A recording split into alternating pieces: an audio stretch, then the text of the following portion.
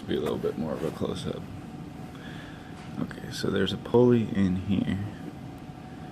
So essentially this can roll.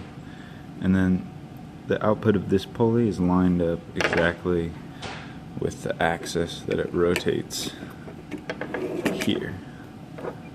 See, so that's kind of the idea for the, and then you'll see here, this guy is a little magnetic disc for a magnetic encoder. So then eventually mounted right here will be the sensing IC for that magnetic encoder. And then yeah, so as the tension is applied, it just pulls this guy to stay in line, and then you get the other degree of freedom from spooling or unspooling onto the pulley. This is the series compliance mount, and again there's going to be a magnetic strip and sensing element right here. So as you pull this guy compresses. The springs are really strong though, so I can't do it until it's clamped down, but you can kind of see moves a little.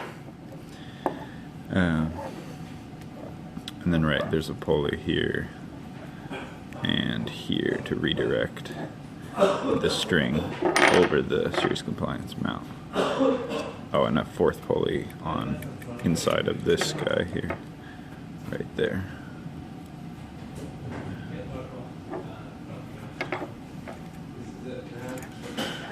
Cool.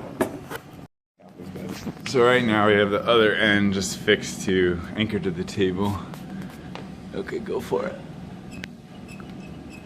And then show like maybe a couple different angles so like you can, yeah.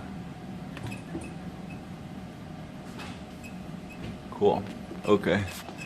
Now we'll hook this to, oh, it's not long enough anymore. Oh yes it is, I just gotta lift this up. Alright, good luck. Alright, well the bucket's hitting down here, but cool. Yeah, so it's working as intended.